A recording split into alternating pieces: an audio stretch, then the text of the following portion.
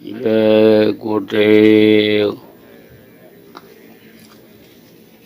8 प्रांत 41 दिन के काफिले में मध्य प्रदेश,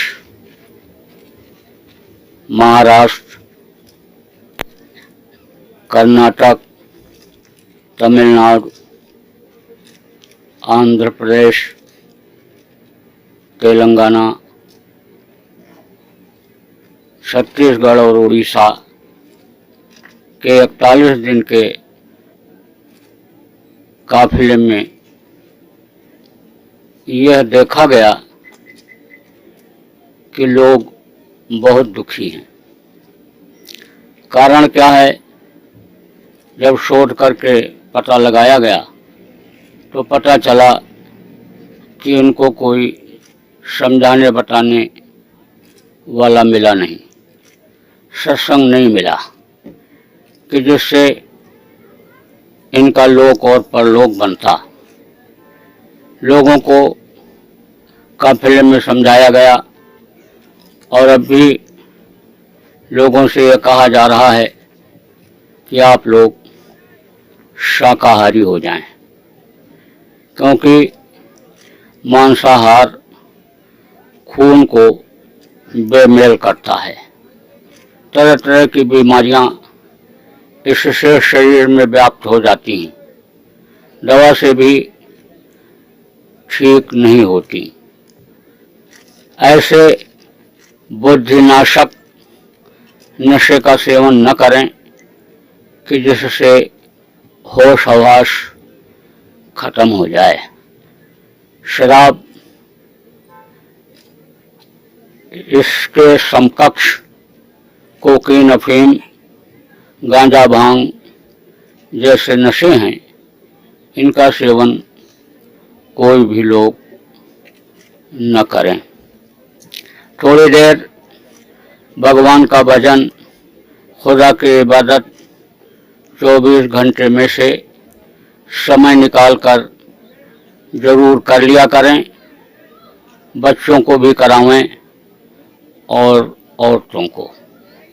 औरतें अगर भजनानंदी इबादती बन जाएंगी तो जो भी बच्चे पैदा होंगे अच्छे और नेक।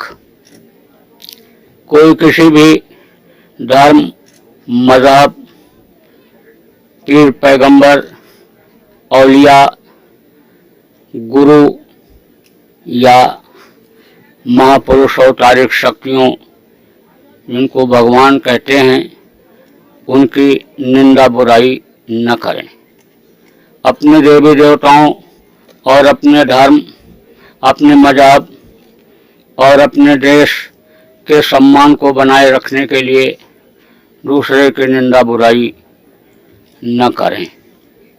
काश्तकारों से ये कहा जा रहा है कि कोई भी घबरा करके आत्महत्या न करें।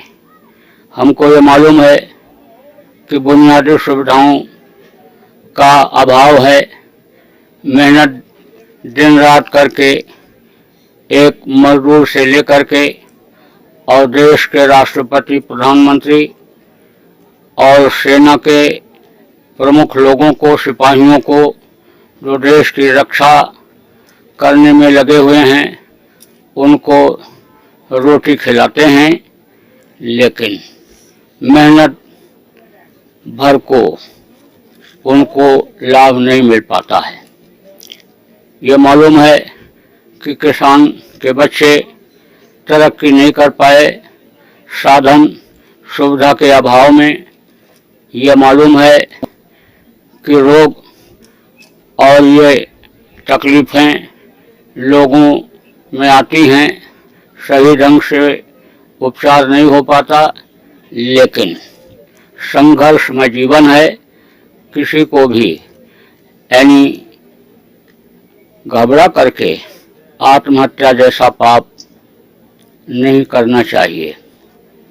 व्यापारियों से कहना है कि आप लोग उतनी ही मजदूरी अपनी लो, उतना ही मुनाफा लो कि जितना आपको फलदायी हो। ज़्यादा लेने की कोशिश करोगे, बरकत ख़त्म हो जाएगी।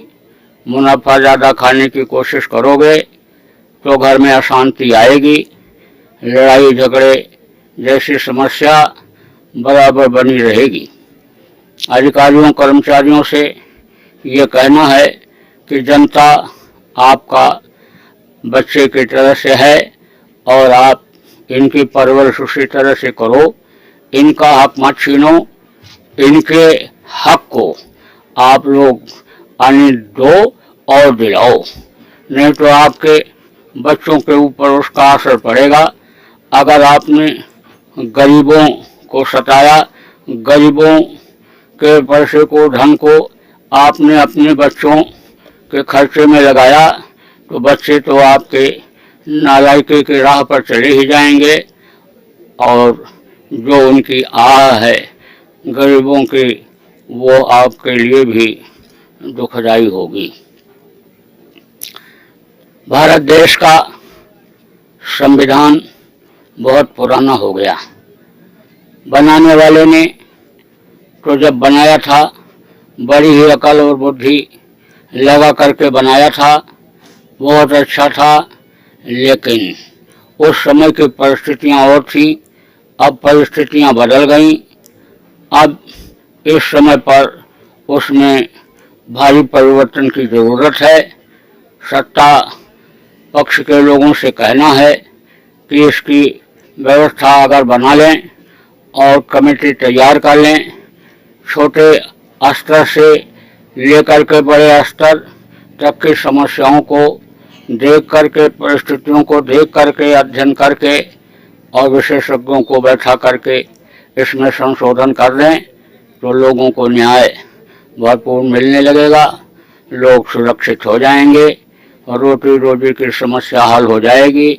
विदेशों से अन्य कंपनियों को भारत देश में ला करके भारत की संप्रभुता, अखंडता को, स्वतंत्रता को खतरा पैदा करने की जरूरत नहीं रह जाएगी।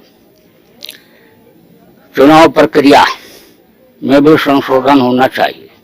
हम तो ये चाहते हैं कि जितनी भी राजनीतिक पार्टियां हैं इनको आने समय लो खत्म कर दिया जाए और एक आचार संहिता देश को चलाने के लिए बनाया जाए।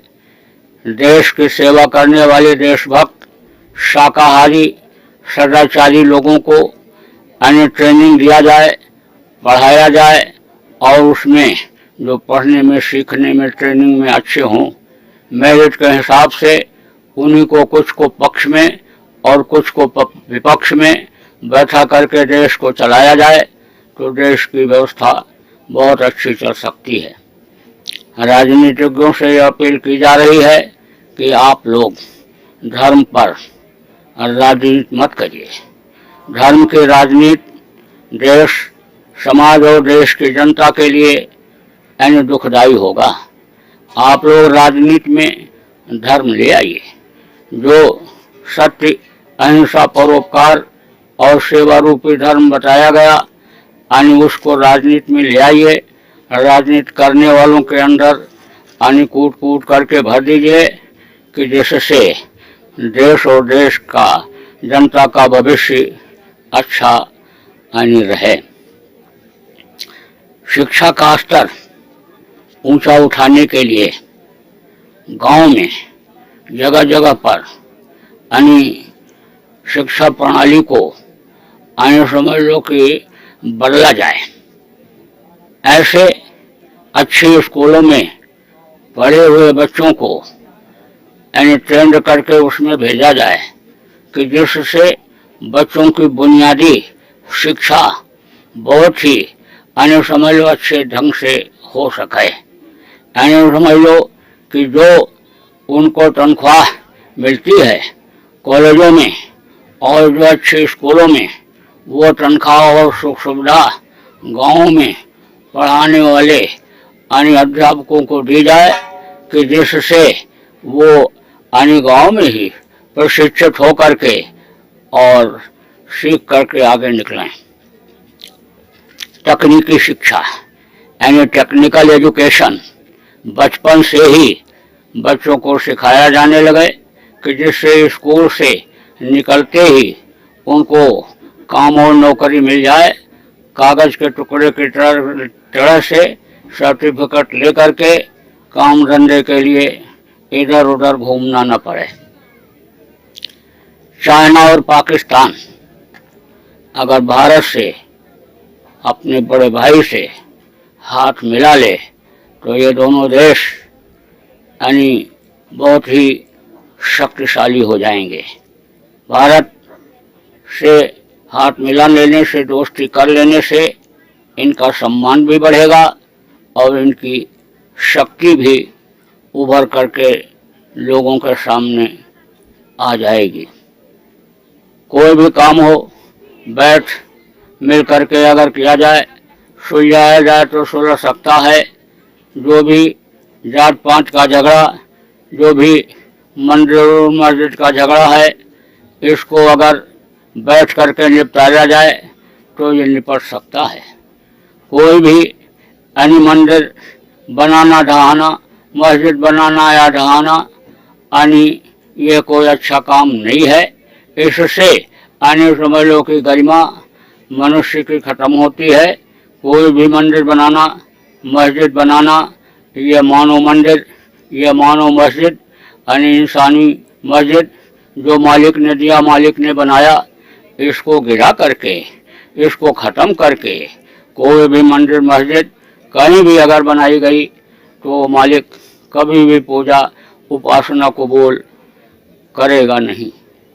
इसलिए यानी इसको यानी ख़त्म अगर कर दिया जाए बैठ करके तो लोगों को इससे राहत मिल जाएगी, आराम मिल जाएगा, लोगों के जान का खतरा टल जाएगा।